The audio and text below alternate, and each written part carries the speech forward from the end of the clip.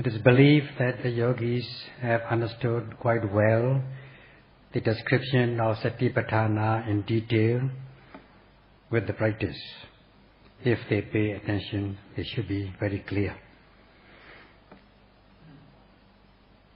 Now, Satipatthana practice is not from just think from thoughts.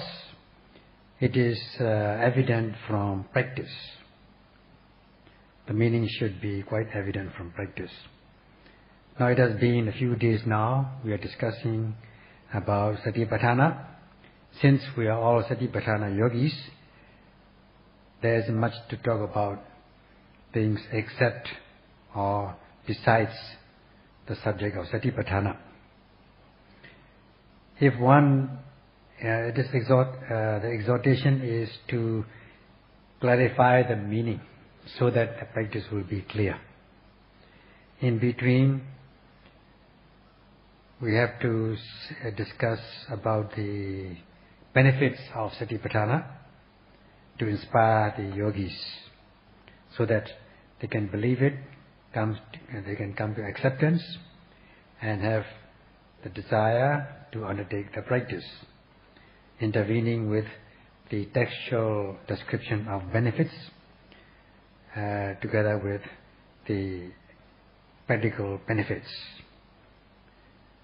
So, of course, if one practices in accordance with, in the spirit of Satipatthana, it should be complete. However, it is believed, it is considered necessary to describe more about Satipatthana in accordance with what has been given in the text to be more complete. So today we'll discuss another description of Satipatthana.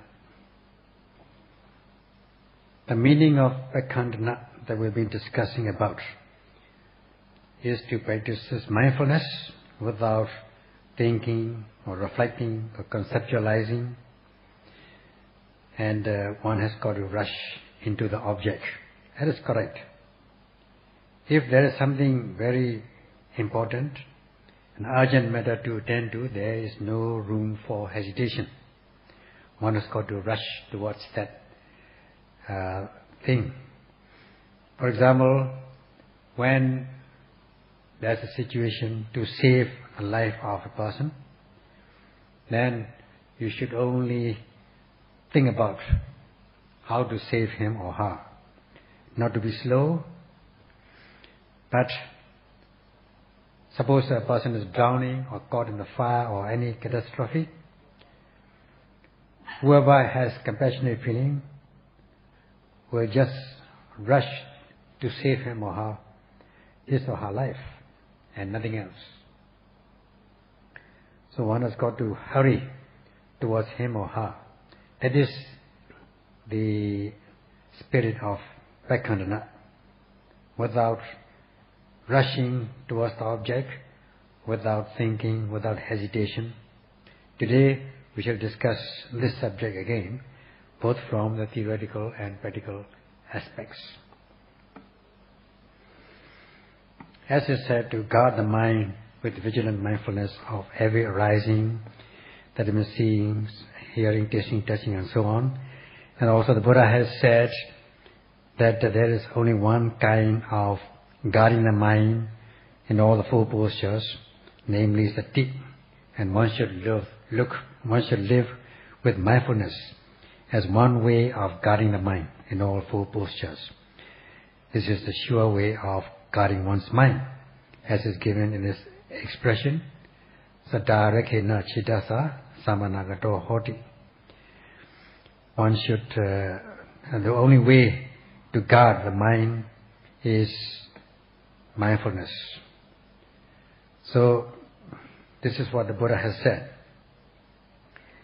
In this way, one has got to protect one's mind from impurities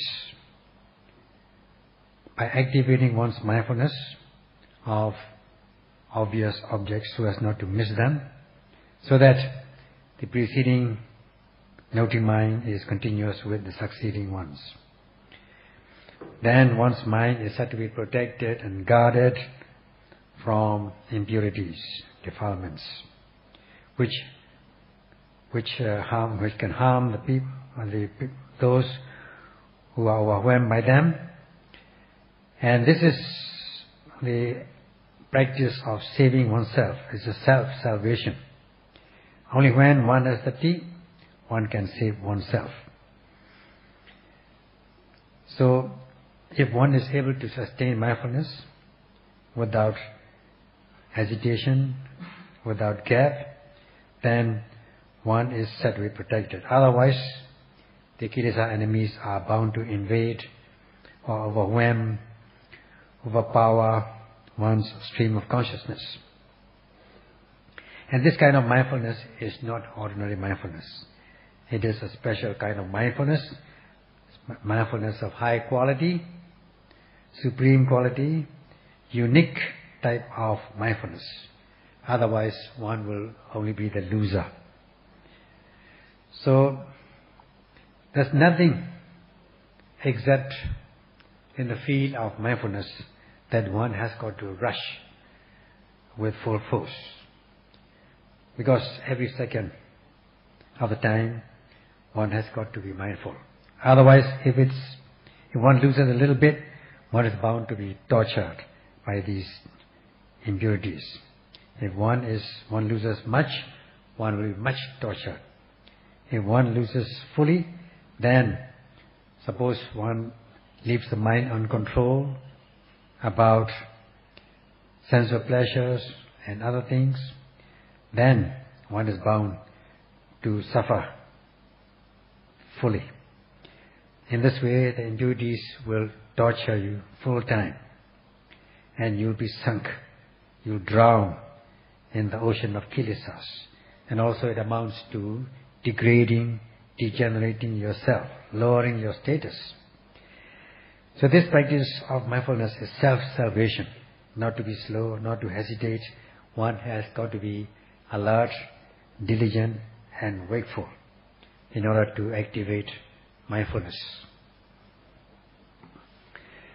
Buddha has used this expression all the time, Paṇḍitā. That means one should not be sluggish, one should not be lazy, one should exert energy all the time. One should be energetic all the time. So in order to note every arising object, we need this, first of all, the initial launching energy. And whenever we face difficult situations, we should have courage and step up our energy to face it heroically. So this is what the Buddha has urged the practitioners. Not to be sluggish, not to be lazy, not to be laid back. The Buddha has never encouraged to be laid back or to feel comfortable and to be slack in the practice. So one has to practice with ardent energy. Otherwise, suppose the yogi sits, after some time he or she feels heat in the body, and he or she might change the posture, move the posture. When he or she feels tired in the body, he or she might again change the posture, or look at the watch. Oh, the time is very long, takes a long time. In this way, one becomes impatient about the time and always waiting for the bell to ring. This is the manifestation of cowardliness, sluggishness. This is a very large, very big and strong undermining element. It is also an internal close enemy, a torturer. In the practice of the high level discipline, in order to cultivate the mind and insight, one will not wish to undertake it. One will not have the zeal to undertake it. Even if one has come to the retreat, one does not wish to risk one's life, one's body and life, in order to sustain the practice, in order to undertake the practice. So, one cannot cultivate unique concentration and knowledge. So that, as for these people who practice in a comfortable way, who has been used to comfort and being laid back, will be afraid to face these difficult situations. So these laziness, sluggishness, slackness are great undermining elements.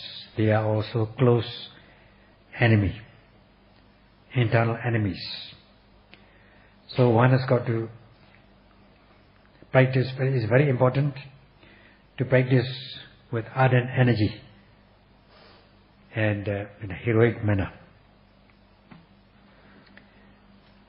It is important to protect yourself with Satipatthana so as not to allow kilesas to undermine you, to enter your stream of consciousness and disturb you. Because of the weakness in Adapa Lunavariya, ardent energy, exertion of ardent energy. And because of the weakness of this energy, kilesas have the chance to enter one's stream of consciousness. If one is weak, or one lacks in this ardent energy, adapa, then mindfulness also will be weak, so that you are said to be moist by these impurities. When you become when a thing becomes moist, it becomes heavy. So your mind becomes moist and heavy with all sorts of defilements, impurities. Not only lobha, but also other impurities. What is moist is heavy and sluggish and not alert. And when the mind is heavy, not open, then the mind-produced body, mind-produced materiality also will be very heavy and not open. If one indulges in them, in the kilesas, then you become degraded, degenerated, you lose dignity, and also you will be killed finally. They are murderers. That's why it is called murderer. So Buddha always said to be free from this murderer. To be free from murderer, Buddha has given the method. But the Buddha cannot practice on your behalf. You yourself has got to save yourself. It is self-salvation. Buddha cannot help you to be free. Buddha can only show the way, but not practice on your behalf.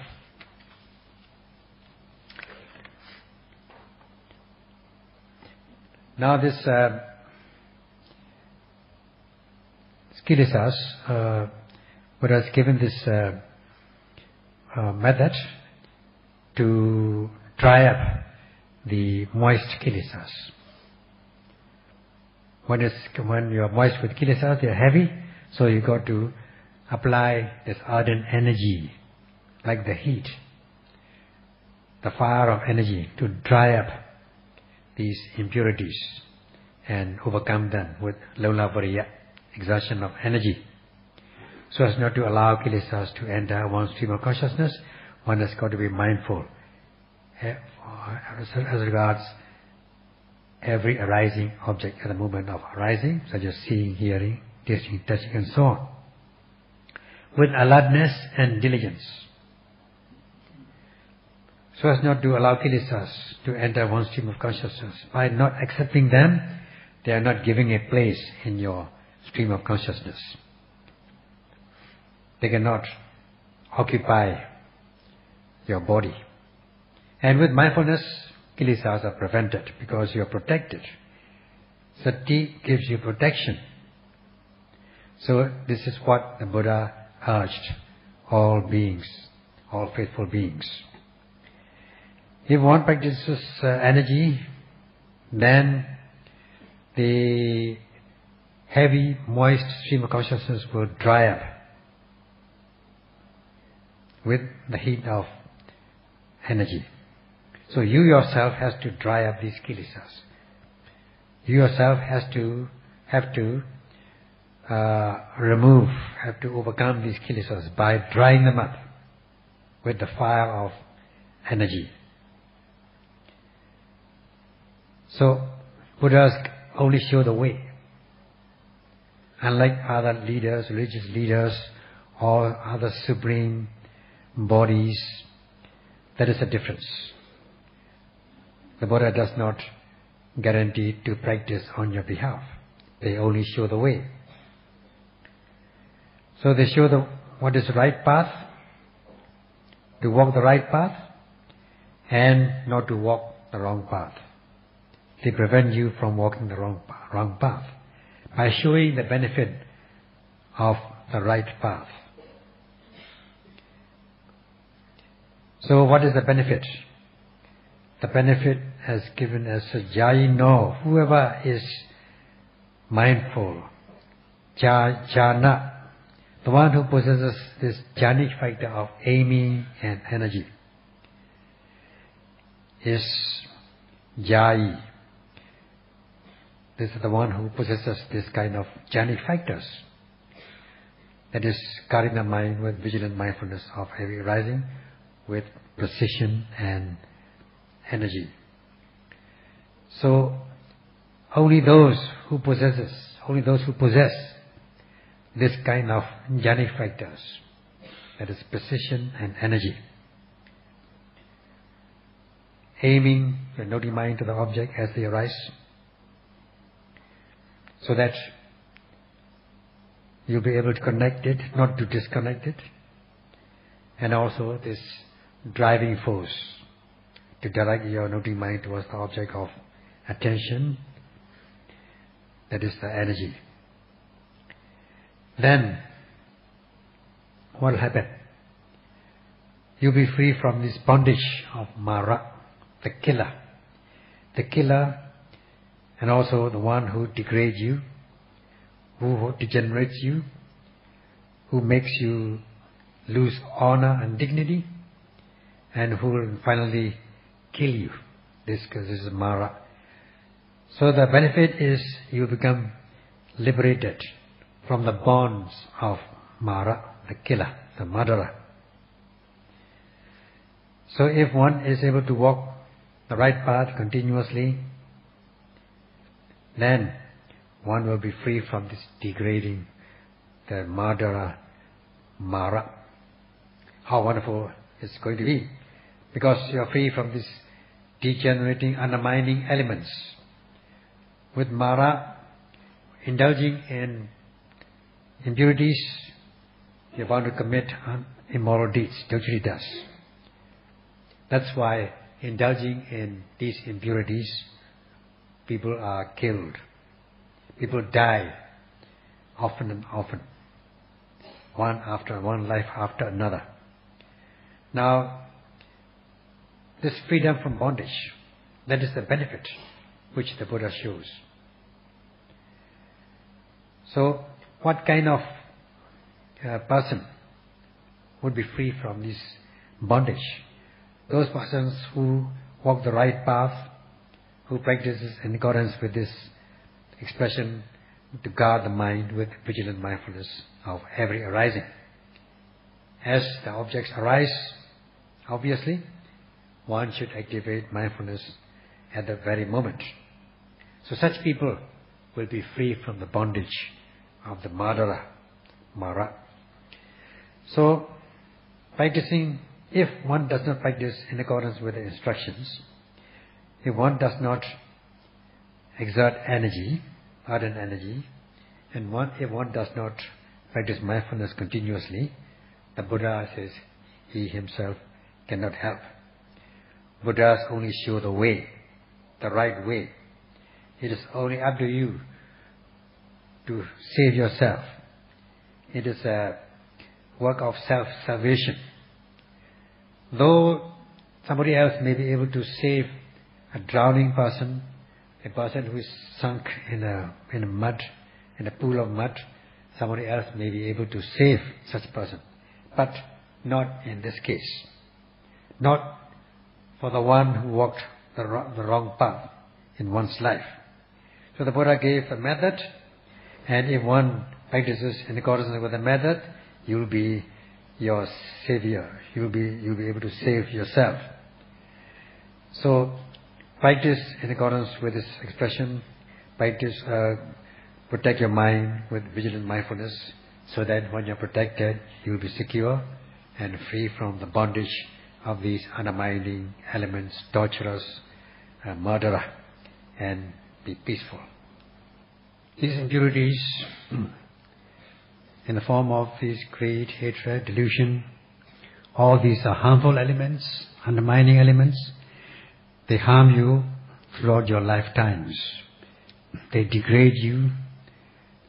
They make you lose honor. They degenerate you. They murder you throughout your lifetimes. Because you are not free from these killis, from impurities. So Buddha says it must dry up these kilesas. These impurities, elements. Most people are afraid of external enemies because they can see them.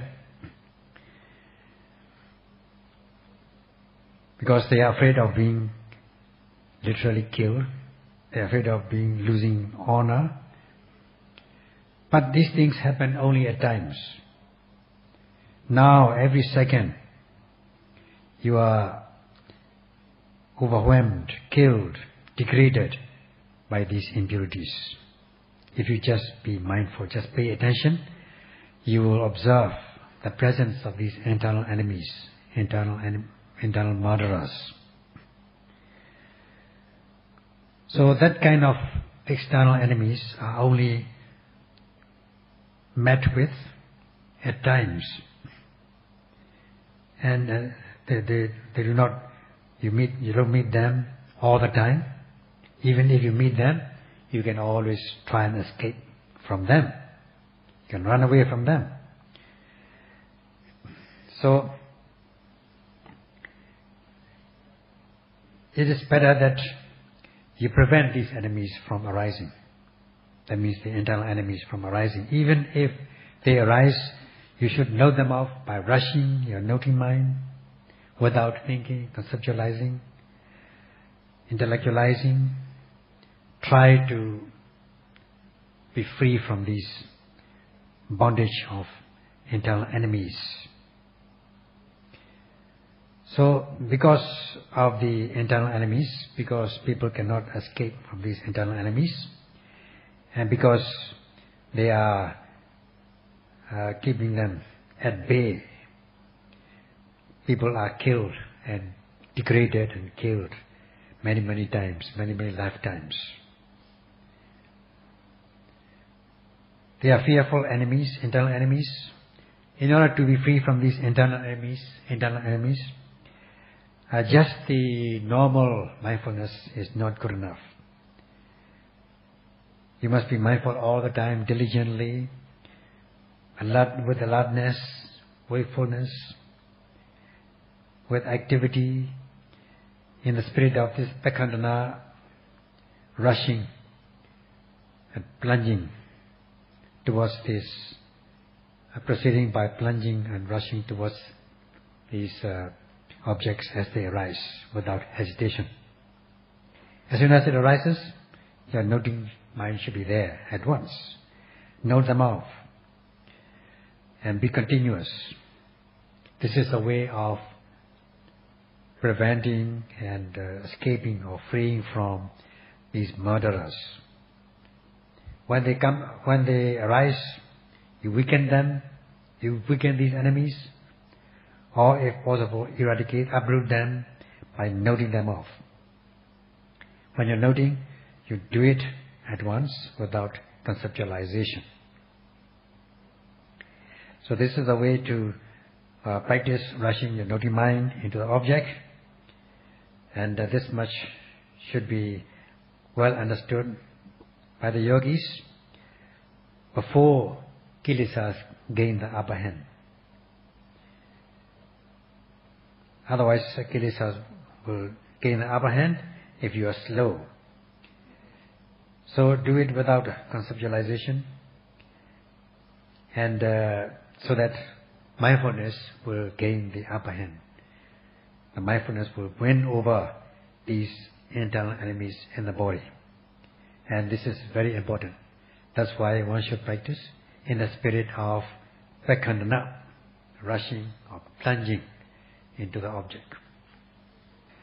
So these internal enemies in the body can bind you so that you cannot be free from them, especially this sluggishness, indolence, are very powerful internal enemy for the yogis. If they are present, then you will not wish to practice energetically to succeed in your goal. So this, in order to mention this sluggishness, the Buddha has given this word Paṇḍitā, that is practice with much energy, exertion of energy, to activate the mindfulness. And when one meets with difficult situations, one should not be slack and laid back. This is how the Buddha encouraged the faithful beings. So it goes without saying that one should understand the method. Now one understands the method, how to evade, how to avoid these internal enemies in your body, and how to be free from them.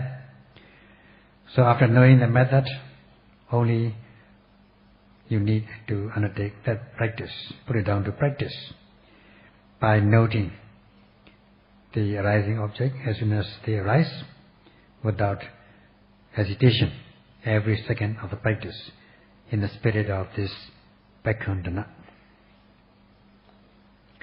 So this Paṇḍitā again is to rush, to penetrate into the object, in a sense just like somebody rushes by force through the crowd in order to reach its target, its goal. This is the simile. So in this, so long as one can succeed in one's purpose, so one has got to rush by all means with full force. So yogi has to grasp this object as soon as it arises, and to be able to catch up with it, and nothing else. So for this, initially, you should possess acceptance, full acceptance of the practice, and strong will to undertake it. And if you have the will, you are going to exert energy, and then you are bound to activate your mindfulness. So that is, well, not much different from the other meaning of Paṇḍitā, to rushing and plunging into the object without regard for the surroundings. So long as you are not disturbing your neighbors, you should rush your noting mind towards your object in the body with full force. That is most important. When a person who is contesting in this race, sports, running, he or she has got to practice fast. If he or she is a beginner without any practice, then he or she may feel tired at once, physically, mentally, in the beginning. If he or she runs a little bit, he or she gets tired. And then he or she runs a little bit farther and farther and farther, so that As said, practice makes perfect. She will gain the practice. She will be able to build up his or her stamina, breathing normally, running steadily, and in this way one can pick up this practice. Though one exerts energy in the beginning, one may get exhausted in the beginning. As is said, to practice by guarding the mind with vigilant mindfulness, if one is able to guard or activate mindfulness of every arising, as much as one exerts energy, there will be one becomes more energized, one becomes more vitalized, and then the mindfulness will be continuous. So will be the concentration, which will deepen to gain insight. So, as you exert energy, energy will not be exhausted at this stage. It will bring about more and more energy. Like the car engine or car battery. When the engine is running, the battery is automatically charged, so that when the car stops, it can start the engine with the battery. Because the battery is charged. So as much as you exert energy, you are bound to become vitalized, and your energy will gain momentum, and just like a battery, it will be more and more charged. So do with the practice of Satipatthana. As much as you exert energy, you are bound to become vitalized, energized, and with mindfulness and concentration, you are bound to realize the benefits, the experience of the practice, such as joy, tranquility, and bliss. So, in that situation, the energy will not go down. Instead, as much as you exert energy, you will become more and more energized, like the battery. Another quality of Patthana, of Satipatthana, in terms of high quality, unique quality, is to cover or spread over, given by this expression, Paṭṭhritava Bhavadati, proceeding one's mindfulness in order to spread over or wrap over, to cover up the object of observation. Like when you are spreading your bed sheet over your bed cover over your bed, or the carpet or whatever, to cover something, it covers completely in order to secure, in order to protect, and so on. So too with the practice of mindfulness. When you are noting, you note your object so as to spread out over the entire object of attention, not part and parcel of that object. To spread out, to cover up, to wrap up. Just like wrapping up your utensils of food with wrapping, plastic, glad wrap. Just like that, wrap up your object by noting, so that as you wrap up your food or utensil or cups or things like that, you don't do it part and parcel, you do it completely, so as to cover up, so as to protect from unwanted things.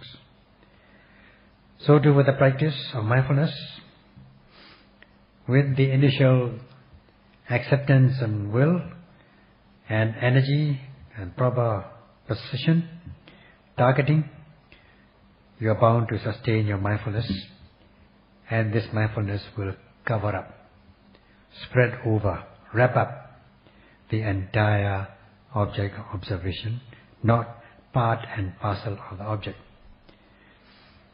So that your mindfulness, your mind is said to be protected from impurities by means of sati, mindfulness.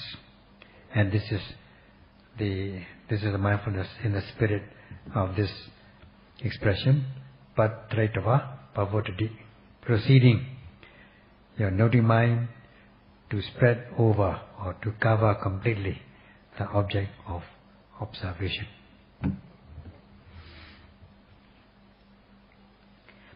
If one can be mindful of these objects of observation by covering it securely, then these impurities cannot seep through the uncovered areas. Because if it's a free area, or the mindfulness is only covering part and partial, then the impurities are bound to seep into it. Therefore, mindfulness is very important in the spirit of this Paṇḍitā, all the time.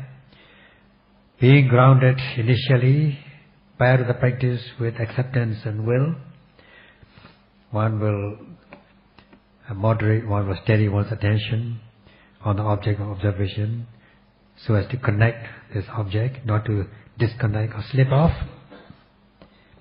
Then there will be no wrong thoughts, wrongful thoughts, such as kama vidaka, thoughts of sensual pleasures, wishing to see good things, hear good things, and so on. There will be no such sensuous thoughts. That means there is no chance for the killis, for the impurities to seep through. There will be no thoughts of ill will, vyāpada vidaka. Neither will there be any thoughts of doing harm to others, vihimsa vidaka. That is because the noting mind is concurrent with the object of observation, so as to be able to connect it securely. And when the noting mind is able to connect with the object, then there will be no kilesas seeping through. But because of this sustained mindfulness, the stream of consciousness is said to be protected, covered up, so that it becomes secure and free. That is the difference. Because it is protected, your mind is secure from these impurities, and that is you get the free area. With the free area, you will feel peaceful, which will be the cause for happiness.